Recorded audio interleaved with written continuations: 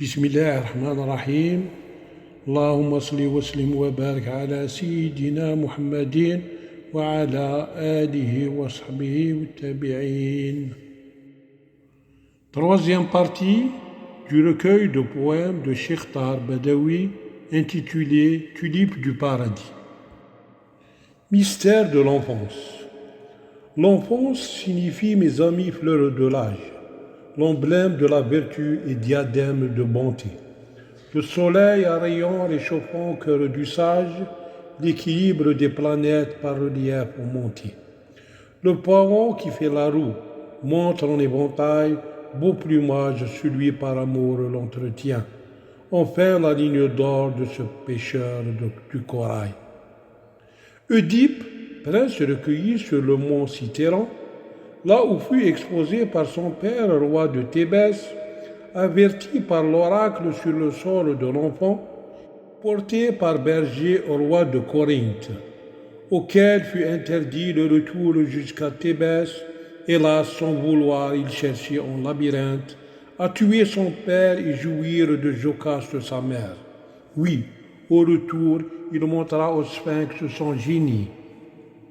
Et il devina vaillamment ses énigmes sur virilité, vieillesse et enfance bénie. Ainsi devint-il par cette arme des énigmes le sauveur du peuple de ce monstre soleil. Sur le trône de Créon se livre son conseil au crime d'inceste et ensuite au meurtre de son père. Une fois que ces faits furent par l'oracle révélés, Jocaste se pondit, alors craignit déshonneur. Et Oedipe, s'arrachant les yeux, sa lettre scellée, guidé par Antigone, sa belle-fille de malheur, vers ce temple où se reposent les âmes innocentes, loin des chemins tortueux, des côtes et des pentes, là où se dresse le monument d'Odéon. Lorsque l'on annonce à quelqu'un la naissance d'une fille, son visage s'assombrit, suffoque, se tient à l'écart, à cause de ce malheur qui envahit la famille, soit la maltraite et ainsi ressemble au cafard, soit usant de son courage et vite il l'enterre. Pour quel crime fut-elle enfuie dans la sombre terre et Oedipe délaissé par son père l'incivil? Combien ce droit d'arrogance doctrine délétère sacrifiait-il pour s'arroser vierge dans le Nil, longtemps en ténèbres jusqu'à clarté de justice.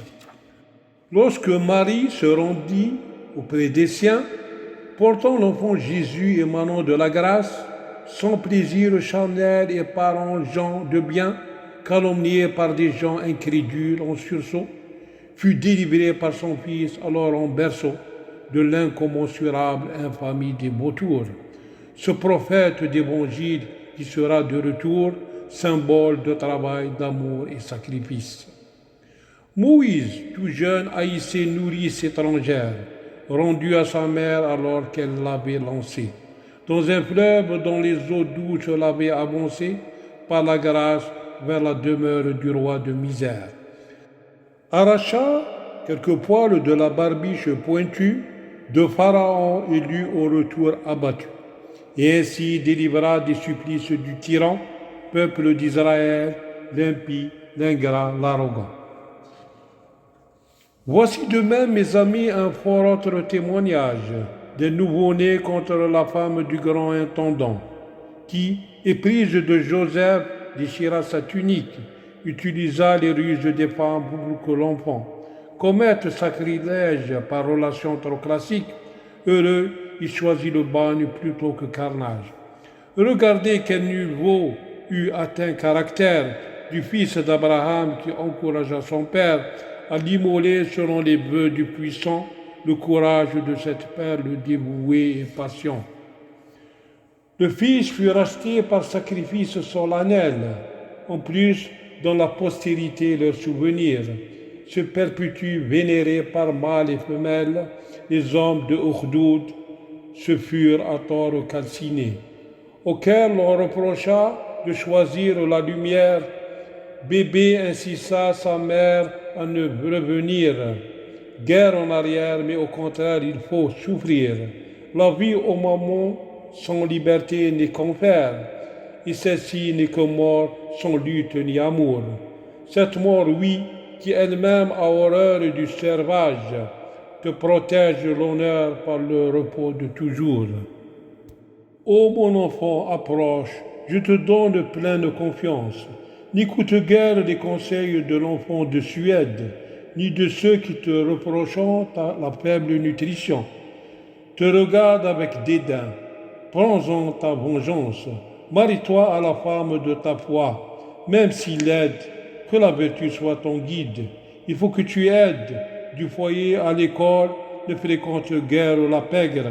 Pour toi, le maître est l'ami et non suspicion, auquel tu dois respect, ainsi l'on est intègre. Révise tes actes du jour au déclin des étoiles. Ordonne pour autrui le bien, réprime le blâmable. Ne sois point l'insolent ni plein de glorioles, modère ta démarche et modestie fort louable. Te transforme en société en pure alvéole. Il n'y a point aux filles chez les hommes de rare altière. Et entre eux est le puissant point d'idole. Seule ta piété t'élève et te plonge dans les mers du savoir, te donne enfin l'épée du courage. Stoïque, elle te rend devant rude épreuve et te couvre à la mort d'un linceul de velours. Les précieux visages de la vie. Est-ce un crime de tuer pour l'honneur et s'enivrer du nectar de l'amour, tel que fut Hamlet, le prince rêveur, qui simula la folie de toujours? Tua oncle Claudius, son beau-père, vengea son père, délaissa Ophélie. Ainsi le devoir lui ôta les amis d'intérêt qui se repaissent de chimères, de sang, de carnage en pur sanguinaire. Je livre aux amis l'histoire des deux fils d'Adam, qui offrirent chacun sacrifice, celui du premier aussitôt agréé, alors que l'offrande du second rejeté. Puis emporté par la vague des passions, de jalousie tua son frère innocent. Imita ensuite les actes d'un corbeau et creusa pour le défunt, tombe vers le beau. La femme qui avorte s'adonne au suicide, voit par ses sens la mort s'avancer. Ce crime toléré devient homicide, pour lequel une cruelle peine s'énonçait. Depuis le célèbre code d'Hammurabi, d'Hippocrate à l'islam et à Gandhi.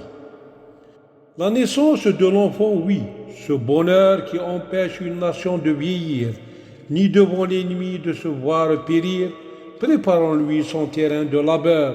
Encore nous faut-il espoir savoir vivre, ce goût de faire naître et donc goût de vivre.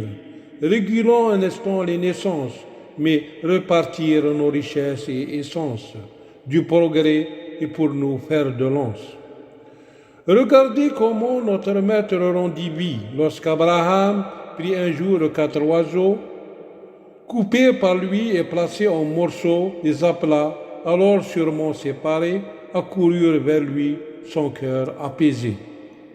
Voyez-vous comment notre Dieu rendit vie à victime tuée par gens d'Israël. La légende de la vache n'est guère virtuelle. Celle-ci, immolée sur l'ordre de Moïse, donna son membre pour frapper à sa guise le cadavre qui dévoila l'assassin, tel l'égaré retrouvant le chemin. La vie réside dans la lutte pour le bien, engagée par des hommes d'âme affermie.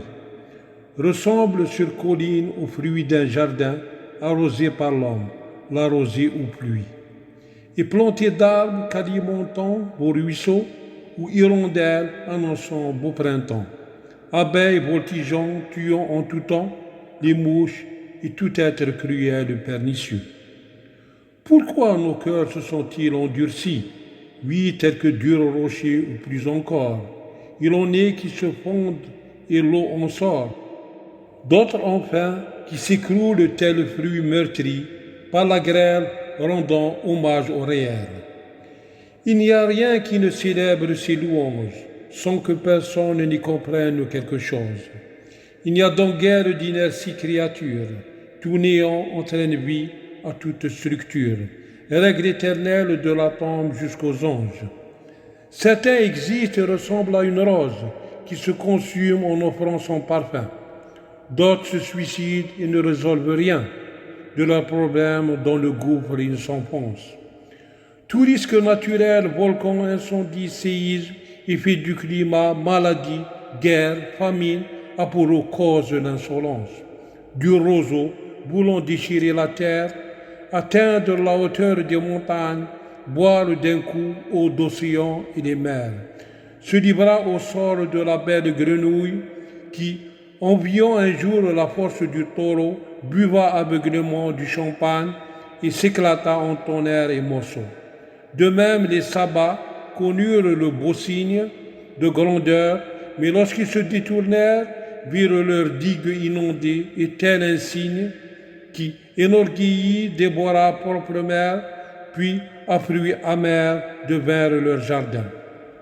La violence de la faim et de la peur sont pour les méfaits des hommes punitions, dont lui, scellé, la vue et le cœur, et paisible vie exige louable action. À suivre prochainement.